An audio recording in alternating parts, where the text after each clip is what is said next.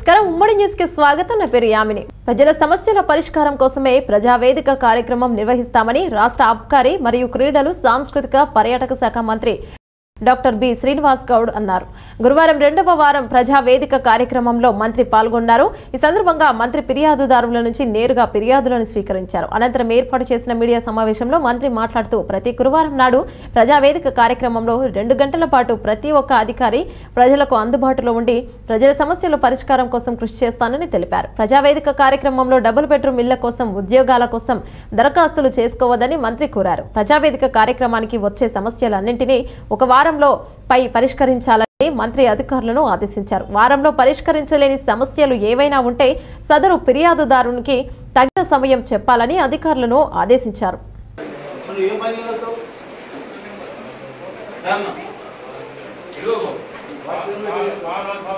ఈ ప్రయాణం అవి అధిగమించి నిలబడితే చేరదను మన గమ్యం. సమస్య లేని ఇల్లు ఉన్నదా?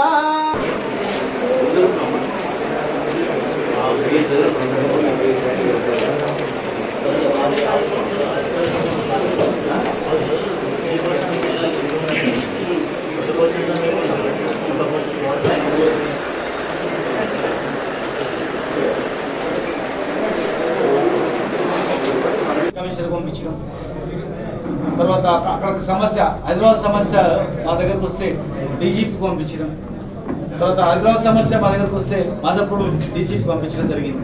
వాళ్ళు కూడా ఇమ్మీడియట్గా రెస్పాండ్ కూడా కావడం జరిగింది. అక్కడ ఉన్న ప్రిన్సిపల్ సెక్రటరీస్ కానీ అందరూ కూడా. కనుక హైదరాబాద్లో ఉన్నటువంటి వాళ్ళు ఇతర ప్రాంతాలకు పోయే పని లేకుండా ఇక్కడ దరఖాస్తు ఇస్తే కూడా ఆ దరఖాస్తు పైన కదలిక వచ్చేటట్లు పని అయ్యేటట్లు ఒక నోడల్ ఆఫీసర్ కూడా అపాయింట్ చేయడం జరిగింది. దాన్ని పరిశీలి చేసేటట్లు చేయడం జరిగింది. మరి ఈ మొన్న పోయిన బేసవరం రోజు 58 రావడం జరిగింది. దానిలో ఇమ్మీడియట్గా పరిష్కారమే. ఒక అపార్ట్మెంట్ వాళ్ళు గతంలో ఒక ఇంటి కనెక్షన్ కావాలంటే 10,000 రూపాయలు మున్సిపాలిటీ కట్టి మళ్ళీ తిరిగేది. అది కూడా 10 రోజులకు ఒకసారి నీళ్ళు వచ్చేది, 14 రోజులకు ఒకసారి నీళ్ళు వచ్చేది. కానీ ఈరోజు ప్రతిరోజు నీళ్ళు వస్తున్నాయి. అప్లికేషన్ పెట్టిన వెంటనే దరఖాస్తు ఇచ్చిన వెంటనే ఫ్రీ కనెక్షన్ ఇస్తున్నాం. ఒక 1 రూపీ పెట్టి అప్లై చేస్తే కనెక్షన్ ఇస్తున్నాం.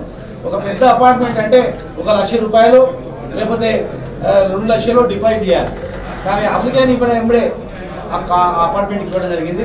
ఇట్లా మహిళలందరూ కూడా ఎంతో సంతోషంగా గతంలో కొనుక్కొని నీళ్ళు తాగేది, మంచి నీళ్ళు వచ్చినాయని చెప్పి భగీరథ నీళ్ళు వచ్చినాయని చెప్పి సంతోషంగా వాళ్ళు ఫోటోలు పంపి వాళ్ళందరూ కూడా ఇక్కడ పంపడం జరిగింది. కనుక పరిష్కారం అయ్యే సమస్యలు పరిష్కారం అవుతాయి. ఇక్కడ పరిష్కారం కాలేదంటే దానికి సమయం కూడా ఇస్తారు. కనుక దయచేసి మరి దీన్ని సద్వినియోగం చేసుకోవాలి, దుర్వినియోగం చేయొద్దు, కాని సమస్యలన్నీ తీసుకురావద్దు. ఇండ్ల గురించి దరఖాస్తులు ఇక్కడ ఇవ్వద్దు, ఉద్యోగాలు కావాలని మాత్రం దరఖాస్తులు ఇవ్వద్దు.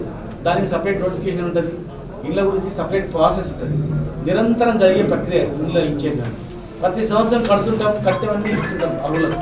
కనుక ఇల్లు కానీ దరఖాస్తులు ఉద్యోగాలు కానీ ఇక్కడ దరఖాస్తు ఇవ్వకుండా మీ సమస్యలు రోడ్లు డ్రైనేజీలు ఇండ్లది భూమి పంచాయతీ ఇంకా ఇతర ఎవరైనా వేధించినా ఎవరైనా ఇబ్బంది పెట్టినా ఎవరైనా శాంతి భద్రతలు విఘాతం కలిగించినా హత్య చేసినా రకరకాల చీటింగ్ చేసినా అటువంటి వాళ్ళని కంపల్సరీ ఇక్కడ సమస్యలు ఇస్తే పరిష్కారం చేస్తారు. ఇందాక మరి ఎన్నో కొన్ని భూమి సమస్యలు అవన్నీ కూడా కలెక్టర్ ఇవ్వడం, కొన్ని ఒక అమ్మాయి ఒక మెసేజ్ పెడుతూ వీడియోలు తీస్తూ ఇబ్బంది పెడుతున్నారు అని చెప్పి మెసేజ్లు పెడుతున్నారు సోషల్ మీడియా అని చెప్పి కూడా ఎస్పీ గారికి ఇవ్వడం. ఇట్లాంటివి ఏమైనా సరే చట్టానికి లోబడి చట్ట వ్యతిరేక కార్యక్రమాలు ఎవరు చేసినా వాళ్ళకు ఇమ్మీడియట్గా చట్టపరమైన యాక్షన్ ఇచ్చి ప్రజలు ప్రశాంతంగా బతికేటట్టు చేయడానికే ఈ వేదిక పెట్టిన. దీన్ని అందరూ ఉపయోగించుకోవాలి. ఖచ్చితంగా దీన్ని ఓన్లీ పూర్తిగా ట్రాన్స్పరెంట్గా ఉంటుంది. అందరికీ మేము ప్రతి విషయాన్ని తెలియజేస్తాం. ప్రతిదీ కూడా ఏదైనా వచ్చినప్పుడు ఆధారాలతో సహా. రాష్ట్ర ఆల్ మేవా అధ్యక్షుడు షేక్ ఫారూక్ హుస్సేన్ విలేకరుల సమావేశంలో మాట్లాడుతూ సీఎం కేసీఆర్ డిసెంబర్ 31న ఒక ప్రకటన విడుదల చేస్తూ పదవి విరమణ వయస్సు 60 సంవత్సరాలు ఉండాలని, అదేవిధంగా తెలంగాణలోని అన్ని ప్రభుత్వ ఉద్యోగులకు పీఆర్సీ అమలు చేస్తామని హామీ ఇవ్వడం జరిగింది. కానీ ఇప్పటి వరకు ముఖ్యమంత్రి కేసీఆర్ ఈ విషయంలో ఎటువంటి ప్రకటన చేయలేదు. ఉపాధ్యాయులతో గత 6 ఏళ్లలో ఎటువంటి పురోగతి లేదని ఆయన అన్నారు. టీఎన్జీఓ మరియు టీజీఓస్ ను ప్రగతి భవన్లో జనవరి 31న విందు ఇచ్చి ప్రమోషన్ ఇవ్వడం జరిగింది. కానీ ఉపాధ్యాయుల పట్ల మౌనం వహిస్తున్నారు. తెలంగాణ పోరాటంలో ఉపాధ్యాయులు ముఖ్యమైన పాత్ర పోషించారని ఆయన గుర్తు చేశారు.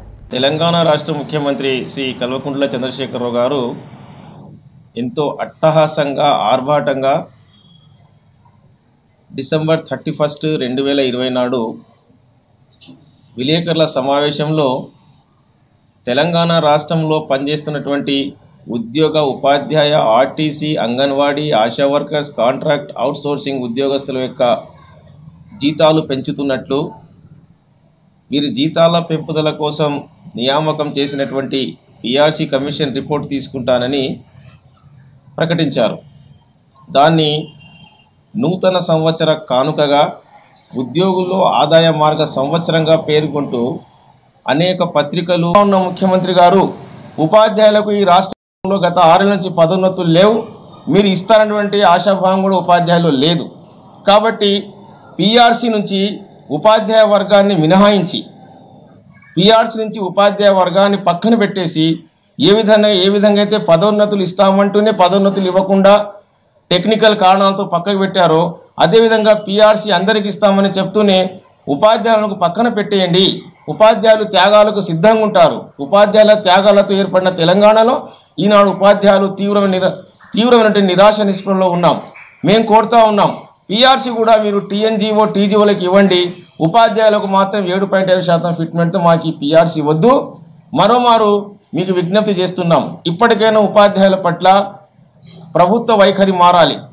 6 సంవత్సరాలుగా ఎలాంటి పదోన్నతులు లేకుండా ఈనాడు ఉపాధ్యాయులు రిటైర్ అవుతున్నారు. అదేవిధంగా ఉద్యోగ విరమణ వయసు అని ఊకదంపుడు ఉపన్యాసాలు ఇస్తున్నారు. కానీ ఉద్యోగ విరమణ వయసు ఎప్పటి నుంచి పెంచుతారో స్పష్టత ఇవ్వండి, పెంచమని చెప్పండి. ఎందుకు ఉద్యోగాల్లో టెన్షన్ క్రియేట్ చేస్తున్నారు?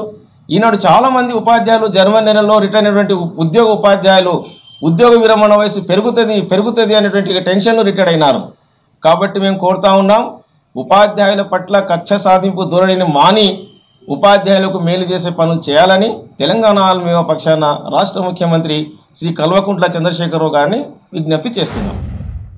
నాగర్ కర్నూలు జిల్లా బిజినపల్లి మండల్ వట్టెం గ్రామంలో శ్రీ హజరత్ ఖాజా మొహమ్మద్ రుస్తుం అలీషా చిస్తీ మిర్జాయి గారి 2వ ఉర్స్ మహోత్సవం ఘనంగా నిర్వహించడం జరిగింది. ఈ కార్యక్రమానికి ముఖ్య అతిథిగా జెడ్పీ చైర్మన్ శ్రీమతి పద్మావతి గారు మరియు డీసీసీబీ డైరెక్టర్ శ్రీ జక్క రఘునందన్ రెడ్డి హాజరయ్యారు. ఈ కార్యక్రమంలో డీసీసీబీ డైరెక్టర్ శ్రీ జక్క రఘునందన్ రెడ్డి మాట్లాడుతూ కులమతాలకు అతీతంగా జరుపుకునే ఊర్స్ మహోత్సవం గురించి నిర్వాహకులను అభినందించారు. సందర్భంగా రుస్తుం బాబా గారి సేవలను కొనియాడడం జరిగింది. అదేవిధంగా 30 లక్షలు ఎమ్మెల్యే గారి నిధులతో దర్గా అభివృద్ధి చేశామని అన్నారు. అలాగే ఎమ్మెల్యే శ్రీ మర్రి జనార్దన్ రెడ్డితో మాట్లాడి వంటశాల భోజనశాల కోసం 5 లక్షలు మంజూరు చేస్తామని హామీ ఇచ్చారు. మరియు జెడ్పీ నిధుల నుండి 3 లక్షలు మంజూరు చేస్తున్నట్లు జెడ్పీ చైర్మన్ ప్రకటించారు. రాష్ట్రం నలువైపులా నుండి బాబా గారి శిష్య బృందం భక్తులు అధిక సంఖ్యలో పాల్గొన్నారు. ఈ కార్యక్రమం దర్గా పీఠాధిపతి శ్రీ హజరత్ ఖ్వాజా అమీర్ అలీ గారి అధ్యక్షతన జరిగింది. తదనంతరం భక్తులకు అన్నదాన కార్యక్రమం నిర్వహించడం జరిగింది. తర్వాత వారి యొక్క సాగు బరువులను ఇప్పించి వారందరికీ కూడా ఆశీర్వాదం ఇప్పించడము చాలా మంచి కార్యక్రమం. మా ఎమ్మెల్యే మరిజాడి గారు కూడా ఈ కార్యక్రమం ప్రతి సంవత్సరం అటెండ్ అవుతారు. దాదాపుగా ఈ డెవలప్మెంట్కు మా ఎమ్మెల్యే గారు దాదాపు 20-25 లక్షల రూపాయలు దీనికి ఇవ్వడం జరిగింది. 30 లక్షల రూపాయలు దీనికి మా సర్పంచ్ గారు ఉంటారు చెప్తున్నాం. 30 లక్షల రూపాయలు మా ఎమ్మెల్యే గారు ఈ డెవలప్మెంట్ గారు ఇచ్చారు. ఇప్పుడొక చిత్తచోటి అని చెప్పి తిప్పచోటి అడిగి మా ఎంపీ అడిగారు. మాకు గత నెల జనవరి 13న తేదీన హన్వాడ మండలం వేపూరు గ్రామంలో అనుష అనే వివాహిత యువతిని కొట్టి చంపిన ఆర్మీ జవాన్ సాయి కుమార్ కుటుంబ సభ్యుల అరెస్టు వ్యవహారంలో జరుగుతున్న జాప్యం పట్ల మహిళా సంఘాల నేతలు బుధవారం మహబూబ్ నగర్ జిల్లా కేంద్రంలో నిరసన చేపట్టారు. అనుష భర్త సాయి కుమార్, తండ్రి వెంకటయ్య, తల్లి పద్మమ్మలను మాత్రమే అరెస్టు చేసిన పోలీసులు ఈ హత్య కేసులో భాగస్వామ్యమైన సాయి కుమార్ సోదరులు Boini Venkataramulu, MPTC Boini Anjaneyulu, police constable సోదరి కృష్ణవేణులను అరెస్టు చేయడంలో పోలీసులు జాప్యం చేస్తున్నారని చైతన్య మహిళా సంఘం ఆధ్వర్యంలో నిరసన కార్యక్రమం చేపట్టారు. తెలంగాణ చౌరస్తా వద్ద నిర్వహించిన ఈ కార్యక్రమంలో చైతన్య మహిళా సంఘం జిల్లా కోఆర్డినేటర్ శ్రీదేవి, జిల్లా మహిళా సంక్షేమ సంఘం అధ్యక్షురాలు లక్ష్మీదేవి, ఉపాధ్యాయురాలు సంయుక్త తదితరులు పాల్గొన్నారు.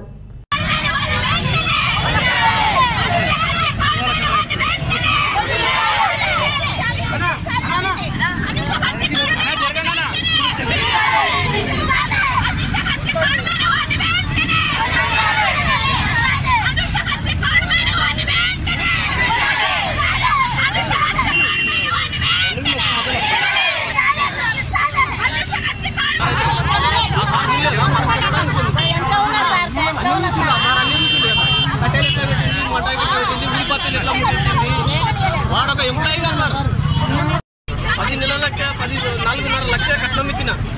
4.5 లక్షలు 11 తులాల బంగారం పెట్టిన. 11 తులాల బంగారం ఒక బడి పాసను 1,50,000 ఇచ్చినాక తర్వాత మొన్న వాడు 10 నెలలు అయింది. వానికి వేరే అక్కడ డ్యూటీలో వానికి అమ్మాయి ఉన్నది. ఎవరికి ఇచ్చినావు? ఏ పూరికి ఇచ్చిన? సాయి కుమార్. ఇలాంటి పేరు సాయి కుమార్. ఆర్మీ, ఇలాంటి ఆర్మీ. వాళ్ళ తల్లిదండ్రి వెంకటయ్య, పద్మమ్మ. వాళ్ళ అన్నోళ్ళు వెంకటరాములు, అంజనేయులు. వీడు constable, Anjaneyulu constable, Venkataramulu MPTC. Constable అయినందుకు మన సారోళ్ళు కూడా పట్టించుకోలేరు. ఇప్పుడు మన సారోళ్ళు వాళ్ళందరికీ ఇచ్చినాం. వాళ్ళ అన్నవాడు 12 గంటల రాత్రి వరకు మందు తాగిండు. ఇద్దరు వాళ్ళ పోలీస్ అన్నవాడు మందు తాగి తమ్ముని ఇంటికి తోలిచ్చిండు. ఇద్దరు కలిసి చంపింది తెలియదు. వాడు ఒక్కడు చంపింది తెలియదు. తెల్లారి వరకు చేసిన కంప్లీట్ చేసి 21 రోజు ఏమవుతుంది. ఇవన్నీ పట్టించుకుంటారు. వాళ్ళిద్దరు పట్టించుకోలేదు. అమ్మ కొద్ది ముందంటే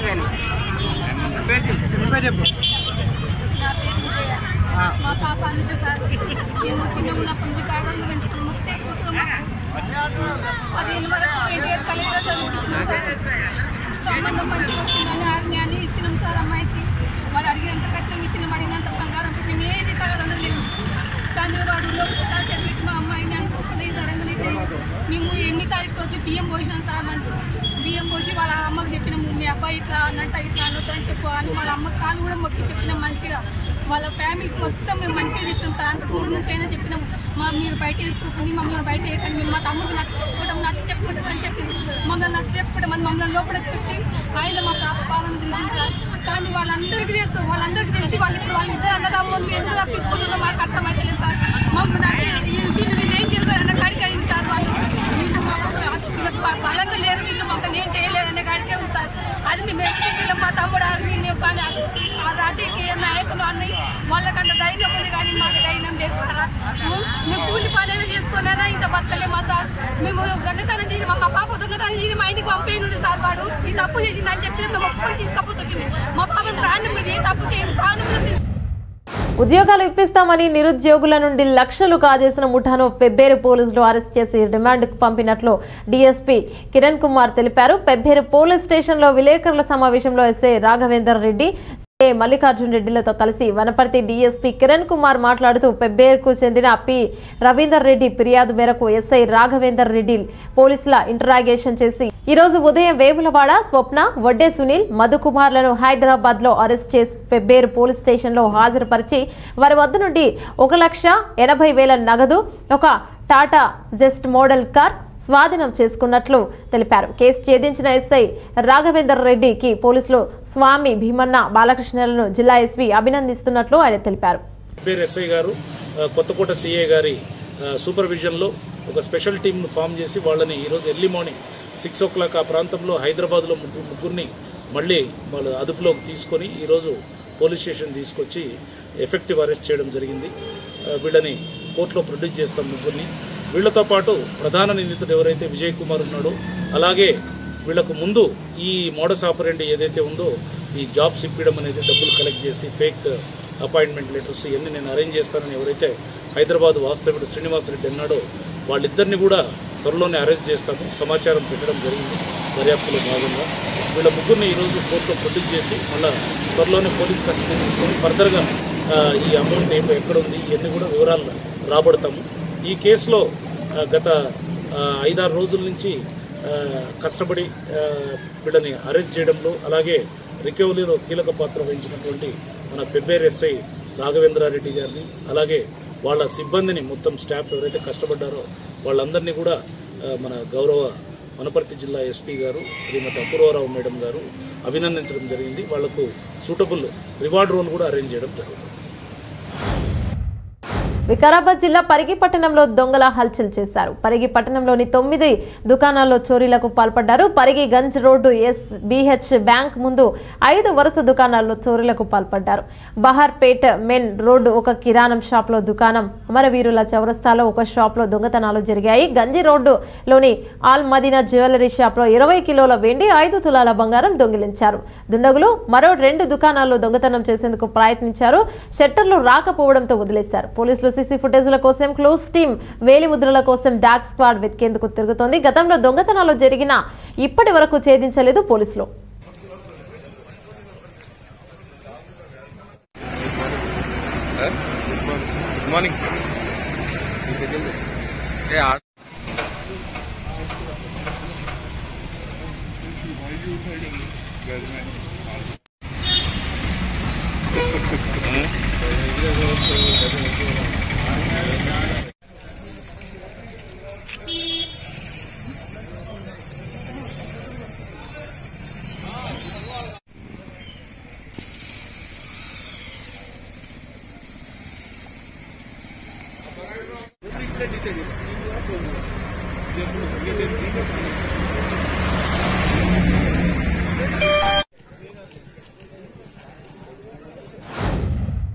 వనపర్తి జిల్లా డిపిఆర్ఓగా ఎంఏ రషీద్ బాధ్యతలు స్వీకరించారు. ఈ సందర్భంగా జిల్లా ఉర్దూ జర్నలిస్టులు ఏఎం సలాం అబ్దుల్ కదీర్, ఎంఏ అజహర్ నసీర్ సిరాజ్ మర్యాదపూర్వకంగా కలవడం జరిగింది. ఈ సందర్భంగా డిపిఆర్ఓ గారు మా ప్రతినిధితో మాట్లాడుతూ ఉర్దూ జర్నలిస్టులను అన్ని విధాలా సహకరించి అర్హులైన వారిని అక్రిడిటేషన్ కార్డు జారీ చేస్తానని హామీ ఇచ్చారు.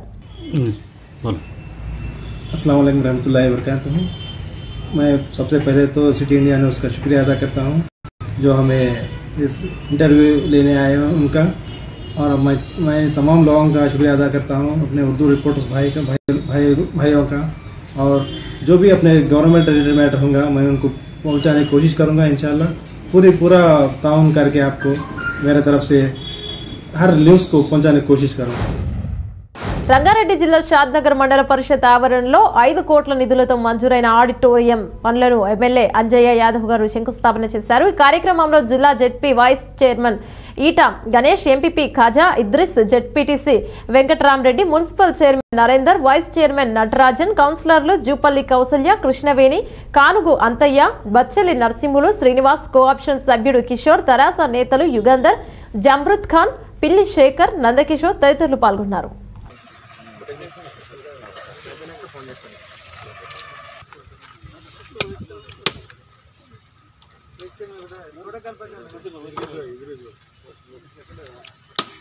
శ్రీధర్ భాయ్ ఆర్టికల్ ఇక్బాల్ భాయ్ సార్ ఒక్క నిమిషం సార్ ఇటు చూడండి. ఇవి బులెటిన్ అప్డేట్స్. మరో బులెటిన్ మళ్ళీ కలుసుకుందాం. అంతవరకు చూస్తూనే ఉండండి సిటీ ఇండియా న్యూస్.